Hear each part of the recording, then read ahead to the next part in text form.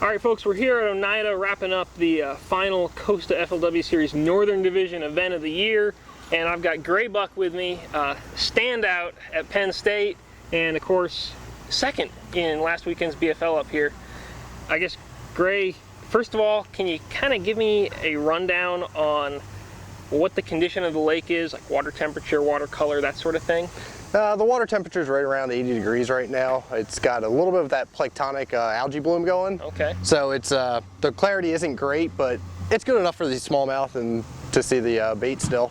Yeah, I mean, looking right around at the launch here, I mean, it's, I would say, like 5-6 feet of visibility probably. Is that what it is throughout most of the lake? Or? Yeah, there's some areas it's a little bit less and some areas a little more, just depending on how much wind's blowing into the different coves and stuff. Okay.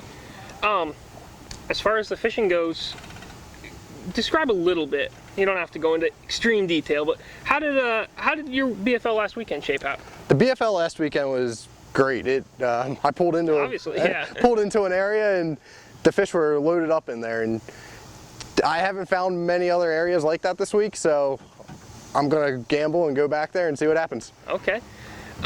Is it normally Oneida, it seems like the fish clump up and the anglers clump up with them. Have you found that to be the case out there now, or are these fish acting differently than usual, I guess? Yeah, they're acting a little different. They're not schooling as much as they typically would. You normally can just chase the birds around and you'll see them just diving, and you go over there and throw a topwater in there and catch a smallmouth. But it's not fishing like a normal August for sure. Okay.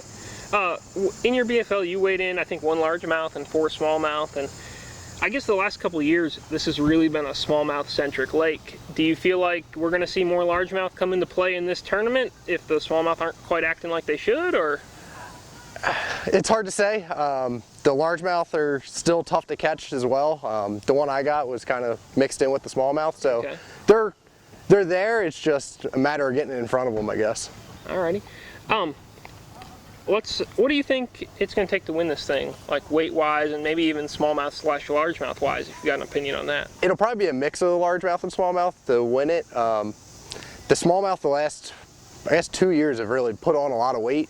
Typically, you had to go and catch all largemouth to have a shot at winning it. Yep. Smallmouth has put you in the hunt, but those fish are getting a lot more 3 quarters to close to 4 pounds now, so it's definitely doable with just smallmouth.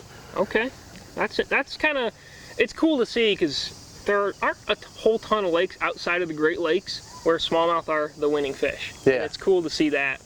I think over the next few years too, it's going to really push that way with those gobies, how they're getting in here thicker and thicker. All right. See, that was one thing I was interested in, because I didn't know prior to this year that there were gobies in here, but it makes sense. I mean, you got the Erie Canal, it's connected to the Great Lakes, they'll get in here.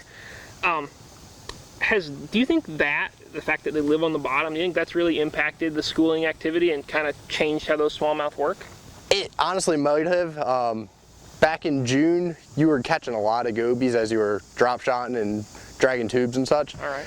It seems like that's not happening as much right now, so I don't know if the gobies have moved out deeper or what, but all right. I'm sure the smallmouth are with them wherever they went.